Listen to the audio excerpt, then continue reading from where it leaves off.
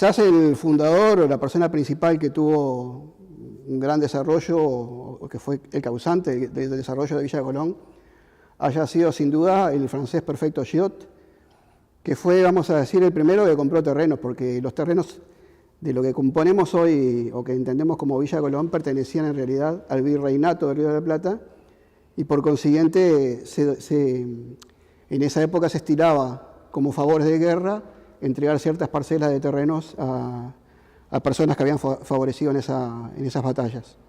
Pero en realidad Giot fue el primero que compró terrenos ahí, una gran extensión de terreno, algunos que llegaban hasta lo que nosotros conocemos como la ciudad de La Paz hoy. Y a raíz de eso, bueno, tuvo una visión de transformarlo o ayornarlo a lo que era su Francia natal, y fue haciendo algunas tareas que encomendó a muchos de sus compatriotas, por ejemplo, la plantación de eucaliptus, que se las encargó a Jean-Pierre Serres, otro francés. Jean-Pierre Serres plantó cerca de 1 millón de árboles en tan solo 2 años, así que imaginemos la cantidad de árboles que se plantaban por día. En su mayoría comprados, en esa época eran eucaliptus australianos, comprados generalmente en el vivero de Buchental. Bueno, ahí se creó, vamos a decir, se fue adaptando todo lo que era el entorno, era todo terreno, hoy lo imaginamos una cosa totalmente diferente, era todo terreno, como yo digo, pelado, agreste, y él fue transformando, construyendo inclusive calles, ¿no? El primer plano de Villa Colón como barrio mismo figura como 1868 por otro francés, que era agrimensor y que fue el encargado de hacer, vamos a decir, delinear el primer plano de amanzanamiento de lo que serían los terrenos donde viviría la gente. Pero tenía un gran problema Giot, que fue el tema de los negocios inmobiliarios. Él no tenía experiencia en el negocio inmobiliario, cosa que se estaba recién empezando a desarrollar en Montevideo, y habían otros barrios populosos que se estaban empezando a fundar, y Giot no tuvo más remedio que adherirse a una sociedad con los hermanos Guerra, que también se toma como fundadores de Villa Colón por su gran capacidad comercial, y a raíz de eso, de esa capacidad comercial, fue cuando se empezó a difundir el parcelamiento y venta de terrenos para que la gente fuera a invertir, a vivir a ese lugar. Ya, como decía anteriormente, Giot había dotado de calles, de arboledas, y bueno, vamos a decirlo, la frutilla de la torta fue el pasaje de aguas para que alimentaron luego lo que es la fuente de la Plaza Matriz, pero la primera instalación de agua potable, apta en aquella época para riego, porque no tenía un tratamiento como tenemos hoy en día, fue justamente el pasaje por el barrio Villa Colón. Junto con el ayornamiento de esta proyección urbanística grande que se imaginaba Giot y que trató de plasmar a través de los hermanos Guerra, surge un anexo importantísimo que tiene que ver con el gran problema que veían las personas que se estaban mudando a ese lugar, que tenía que ver con la educación y la salud sobre todas las cosas. Es entonces que inmediatamente del arribo de Giot y de su deseo de formar un barrio, también era menester en esa época contar con un sistema educativo acorde a la gente que se iba a mudar ahí. Entonces surgen ahí primeramente el Colegio Pío, con un gran aporte posterior de lo que fue la hazaña, por ejemplo, en crear el primer laboratorio astronómico de Montevideo, la primera estación meteorológica, y también el primer, vamos a decir, eje central donde se daba la hora oficial de Montevideo, que poca gente conoce eso. Es decir, la hora oficial surgía a raíz de ese observatorio astronómico, cuyos restos también se encuentran en un grupo de viviendas ahí llamado Complejo 12 de Octubre. El observatorio aún se encuentra de pie.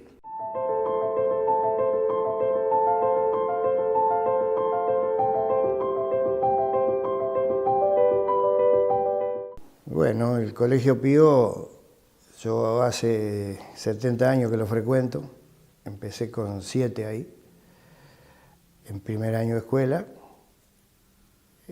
Una cosa que la llevo adentro, la llevo en el alma porque me crié ahí. En aquellos momentos eran clases con doble horario, cortar al mediodía, volverte tarde, todos los días de la semana hasta el sábado, y solo los libres los feriados, no había. El jueves de tarde también había una especie de asueto. Bueno, y ahí empezamos a hacer un poco de deporte, un poco de fútbol, que había mucho fútbol, sobre todo. Era una institución muy grande en gente, ¿no? Cantidad de gente, tenía muchos pupilos, tenía la mayoría de afuera, porque no existían tantas universidades o liceos tampoco en el interior, entonces la gente de campaña reclutaba hacia el Colegio Pío y quedaban internados y no salían. Ahí Villa Colón también tiene necesidades, como decía anteriormente, de atención de salud. Y surge justamente en épocas posteriores muchos temas de pandemia, como vivimos hoy en día. En aquella época, enfermedades respiratorias, como por ejemplo, una de las principales era la tuberculosis. Y afortunadamente yo había decidido plantar en esa zona eucaliptus australianos, cuyas semillas todos sabemos las propiedades que tienen en cuanto a la ayuda de las vías respiratorias. Y ahí surge la creación del Hospital San Boa, y bueno, y todo ese entorno que había que era recomendable que la gente fuera a vivir con esa enfermedad, fuera a vivir a ese lugar, porque era la única posibilidad que se conocía en el momento científicamente para la curación de la misma o el tratamiento de la misma.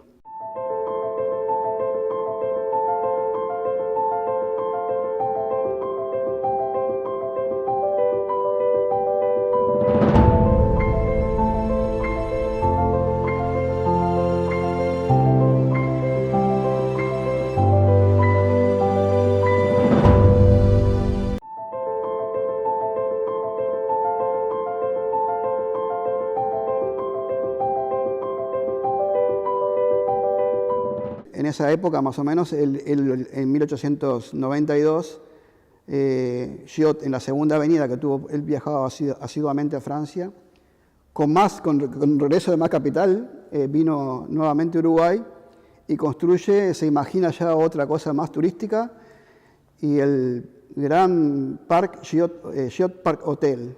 Ahí crea un hotel, crea viñedos, también tiene mucho que ver con una especie de establecimiento granjero que estableció en la zona.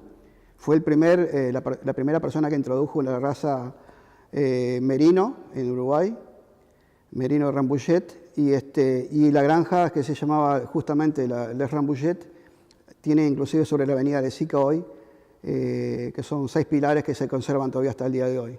Eso era la entrada principal de ese emprendimiento granjero, digamos, de alguna forma. En sus sueños yo lo imaginó como ciudad de recreo, es decir, más que inclusive Pocitos. Entonces fue muy concurrido en la época por muchas personalidades. Inclusive se dice que en el campeonato de 1930 la selección uruguaya se alojó en ese hotel.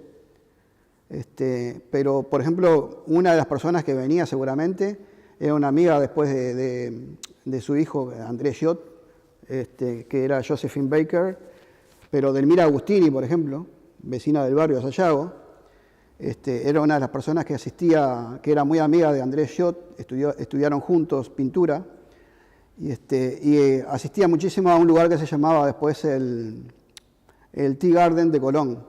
El Tea Garden fue sobre la zona, vamos a decir, donde estaba la granja antiguamente. Después se estableció un lugar que se llamaba el Tea Garden, que era un consistorio de poetas, de pintores, gente dedicada a la ambiente artística, de los cuales estuvo, como decía anteriormente, Delmira Agustini, Bonetti, muchas personas famosas pasaron por ahí. Se creó un lago artificial, que hay fotos inclusive del sistema de bombeo, que se llamaba el Lago de las Aguas Dormidas. Imaginemos en el contexto de hoy por ejemplo, que el arroyo Pantanoso lo había represado de tal forma que era un arroyo, un lugar navegable. La gente iba a bañarse a ese lugar, aunque parezca mentira. La gente hacía paseos en botes y allí había una especie, digamos, de Venecia, si se puede decir de alguna manera, para que la gente idealice, con un lago artificial o un represamiento de aguas, donde era posible alquilar un bote o una persona que guiara el bote y navegar, por ejemplo, entre cisnes y peces de colores. El famoso castillo de Iriarte Borda. Iriarte Borda fue, como sabemos todos, un presidente de Uruguay que fue asesinado, el único, que fue asesinado justamente en la Plaza Matriz, y él mandó a construir ese castillo que nunca llegó a habitar porque obviamente fue asesinado antes y justo estaba en periodo de construcción. Sí lo habitaron, sin embargo, su descendencia, su esposa, sus hijos, habitaron ese lugar como conocemos hoy el castillo de Iriarte Borda.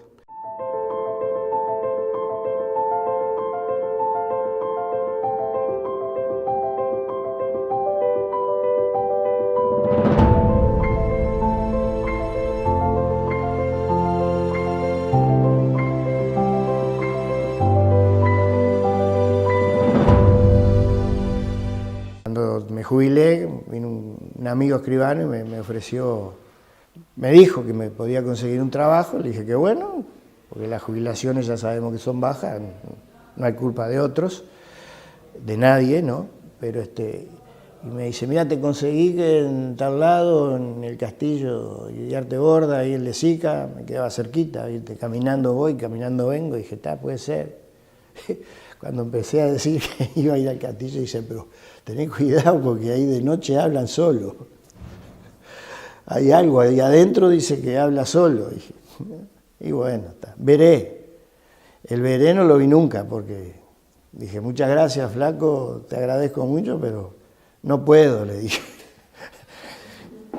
¿Y qué voy a ir? 3 pisos, si habla uno solo abajo, ¿qué hago? ¿Me tengo que tirar de arriba yo? El aeródromo, como lo conocíamos en un principio en Villa Colón, tiene mucho que ver con Ángel Salvador Adame, que fue uno de los primeros pilotos que tuvo Montevideo y Uruguay.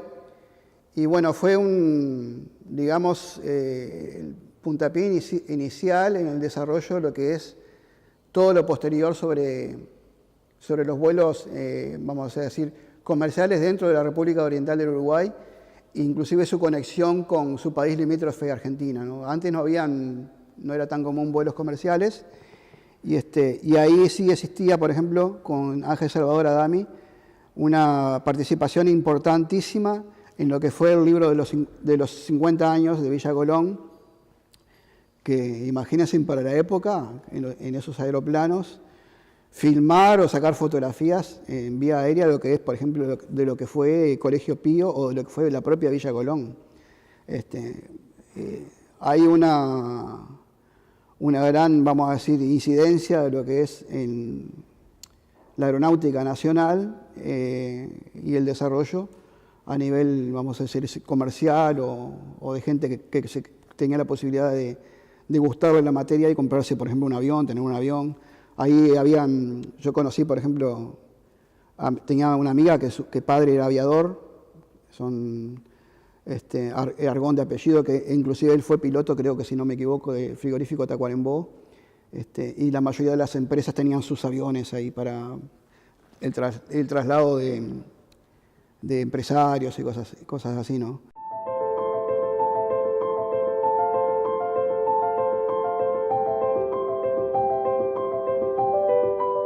Para mí, una de las cosas fundamentales fue la llegada del ferrocarril, primero Estación Pantanoso, después Estación Colón. Eso le dio gran impulso. Y ahí la llegada del tranvía, del 41, que llegaba primero llegaba hasta Plaza Vidella y después hasta las puertas del Colegio Pío. Y una vía de tranvía que también nos olvidamos de mencionar, que dentro de toda esta locura de ideas de Giot, creó una calle, lo que nosotros conocemos como Lanús hoy. Esa era una calle que inventó él, que se la hizo para él, para llegar al hotel, y que se llamaba Avenida Giot, le había puesto su nombre. Y ahí tenía un tranvía tirado por caballos, o sea, tenía 2 tranvías tirados por caballos que iban desde la estación de ferrocarril y hacía la combinación desde el 41, o sea, del tranvía 41 que llegaba desde el centro de Montevideo hasta la Plaza Vidiella, y primeramente, después llegaron hasta el Colegio Pío, pero primeramente llegaban hasta Plaza Vidiella.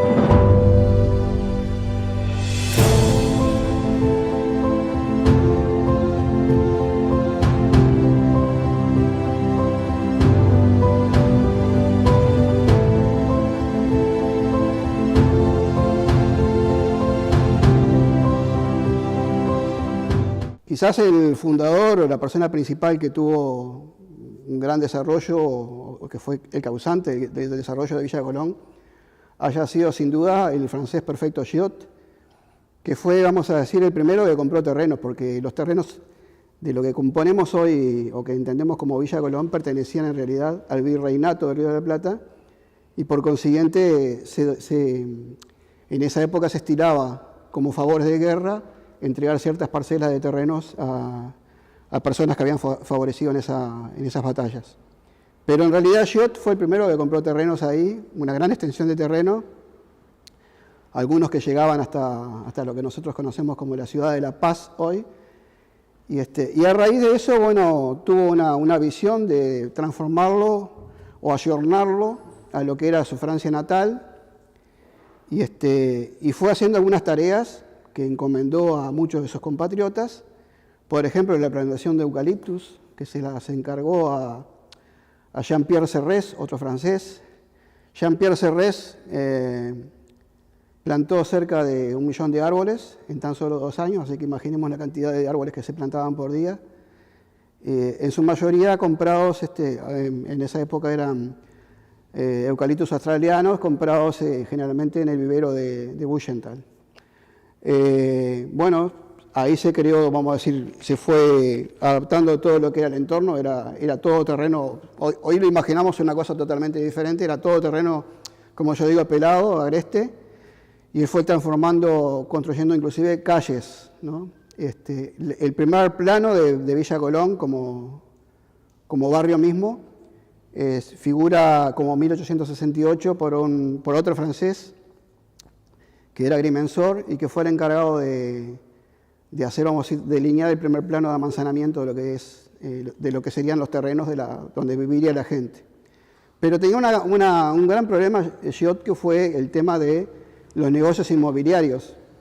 Él no tenía experiencia en el negocio inmobiliario, cosa que se estaba recién empezando a desarrollar en Montevideo, y habían otros barrios populosos que se estaban empezando a fundar, y Giot no tuvo más remedio que adherirse a una sociedad con los hermanos Guerra, que también se toma como fundadores de Villa Colón por su gran capacidad comercial, y a raíz de eso, de esa capacidad comercial, fue cuando se empezó a difundir el parcelamiento y venta de terrenos para que la gente fuera a invertir, a vivir a ese lugar.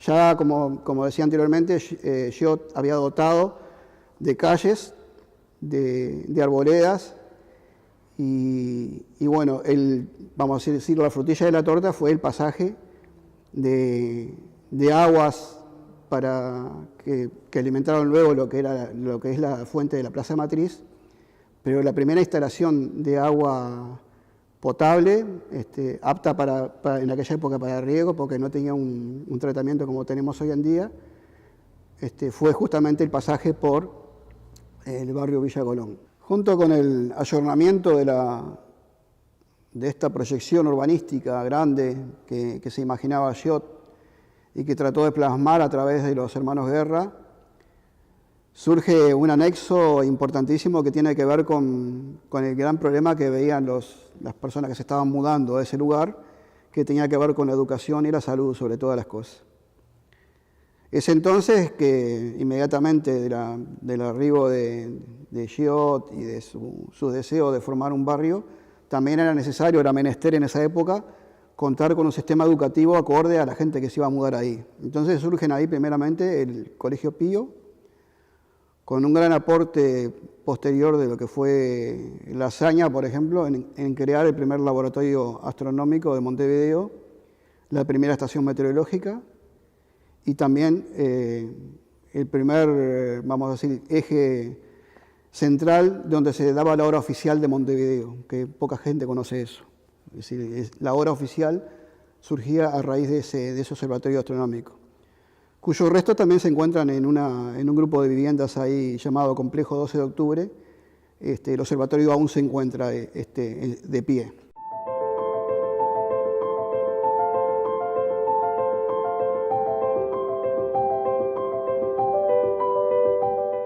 Bueno, el Colegio Pío, yo hace 70 años que lo frecuento, empecé con 7 ahí, en primer año de escuela. Una cosa que la llevo adentro, la llevo en el alma porque me crié ahí. En aquellos momentos eran clases con doble horario, cortar al mediodía, volverte tarde, todos los días de la semana hasta el sábado, y solo los libres los feriados, no había.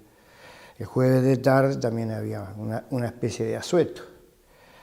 Bueno, y ahí empezamos a hacer un poco de deporte, un poco de fútbol, que había mucho fútbol, sobre todo.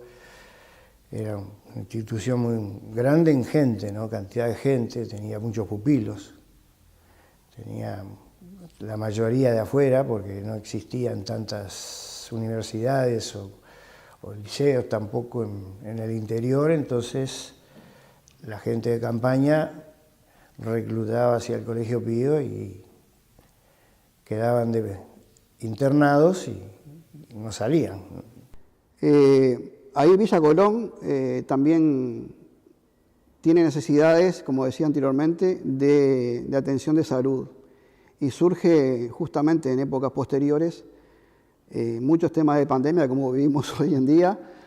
En aquella época, enfermedades respiratorias, como por ejemplo, una de las principales era la tuberculosis. Y afortunadamente yo había decidido plantar en esa zona eucaliptus australianos, cuyas semillas todos sabemos las propiedades que tienen en cuanto a la ayuda de las vías respiratorias. Y ahí surge la creación del Hospital San Boa, y bueno, y todo ese entorno que había que era recomendable que la gente fuera a vivir con esa enfermedad, fuera a vivir a ese lugar, porque era la única posibilidad que se conocía en el momento científicamente para la curación de la misma o el tratamiento de la misma.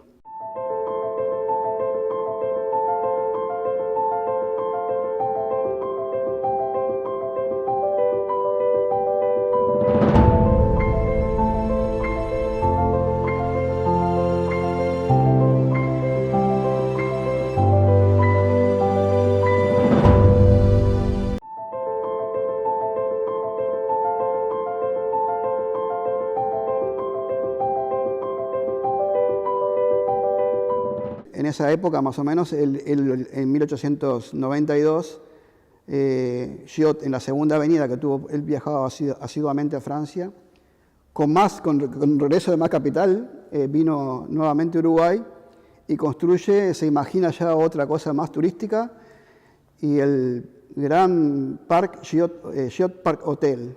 Ahí crea un hotel, crea viñedos, también tiene mucho que ver con una especie de establecimiento granjero que estableció en la zona. Fue la primera persona que introdujo la raza merino en Uruguay, merino de Rambouillet, y la granja que se llamaba justamente Les Rambouillet, tiene inclusive sobre la avenida de Sica hoy, que son 6 pilares que se conservan todavía hasta el día de hoy.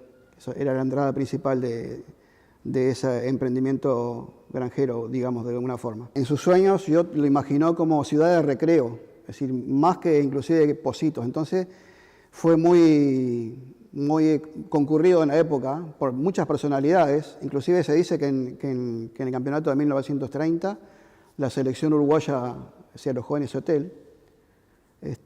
Pero, por ejemplo, una de las personas que venía seguramente era una amiga después de su hijo, Andrés Giot, que era Josephine Baker, pero Delmira Agustini, por ejemplo, vecina del barrio de Sayago, era una de las personas que asistía, que era muy amiga de Andrés Schott, estudiaron juntos pintura, y asistía muchísimo a un lugar que se llamaba después el Tea Garden de Colón. El Tea Garden fue sobre la zona, vamos a decir, donde estaba la granja antiguamente.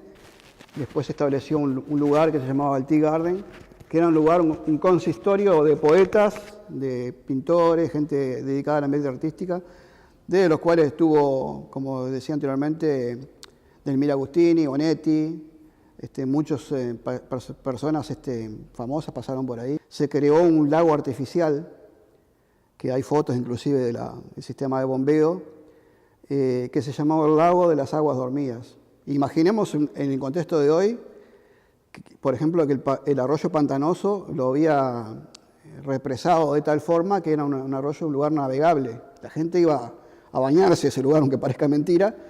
La gente hacía paseos en botes y allí había una especie, digamos, de Venecia, si se puede decir de alguna manera, para que la gente idealice, con un lago artificial o un represamiento de aguas, donde era posible alquilar un bote o una persona que guiara el bote y navegar, por ejemplo, entre cisnes y peces de colores. El famoso castillo de Iriarte Borda. Iriarte Borda fue, como sabemos todos, un presidente de Uruguay que fue asesinado, el único, que fue asesinado justamente en la Plaza Matriz, y él mandó a construir ese castillo que nunca llegó a habitar porque obviamente fue asesinado antes y justo estaba en periodo de construcción. Sí lo habitaron, sin embargo, su descendencia, su esposa, sus hijos, habitaron ese lugar como conocemos hoy el castillo de Iriarte Borda.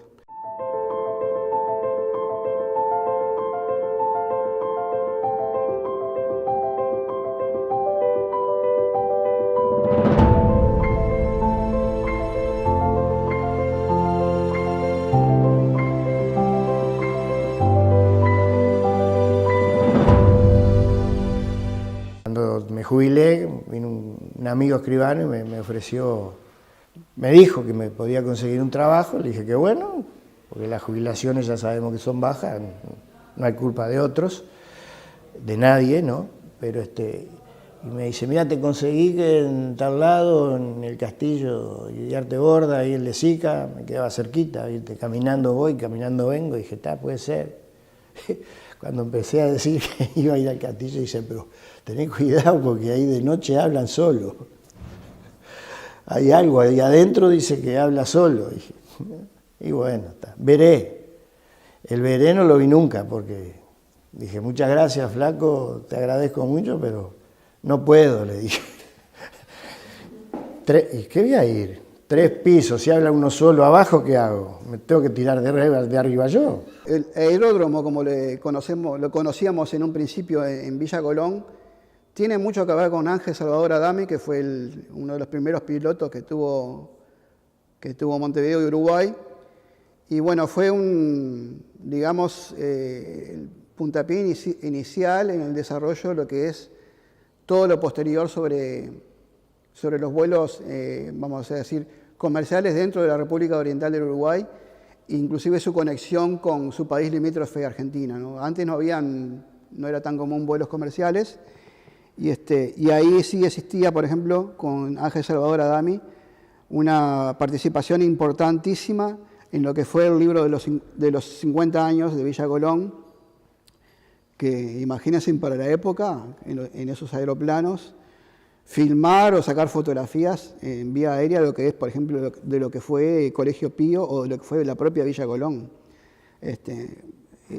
Hay una gran, vamos a decir, incidencia de lo que es en la aeronáutica nacional y el desarrollo a nivel, vamos a decir, comercial o de gente que tenía la posibilidad de gustarle la materia y comprarse, por ejemplo, un avión, tener un avión.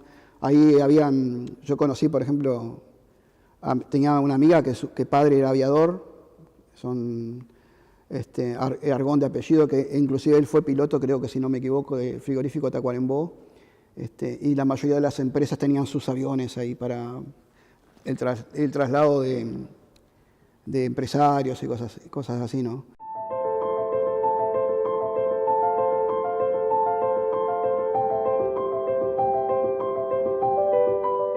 para mí una de las cosas fundamentales fue la llegada del ferrocarril, primero Estación Pantanoso, después Estación Colón. Eso le dio gran impulso.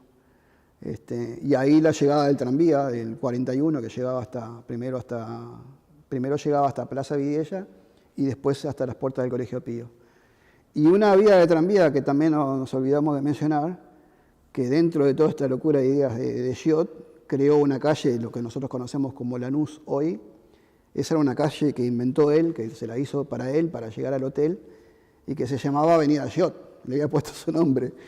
Y ahí tenía un tranvía tirado por caballos, o sea, tenía 2 tranvías tirados por caballos que iban desde la estación de ferrocarril y hacía la combinación desde el 41, o sea, del tranvía 41 que llegaba desde el centro de Montevideo hasta la Plaza Vidiella y primeramente, después llegaron hasta el Colegio Pío, pero primeramente llegaban hasta Plaza Vidiella. Entonces esa combinación de ferrocarril la hacía Giot en ese carro tirado por caballos y en forma gratuita, no se cobraba pasajes. Todo eso era un atractivo anexo para que la gente llegara a Villa Colón.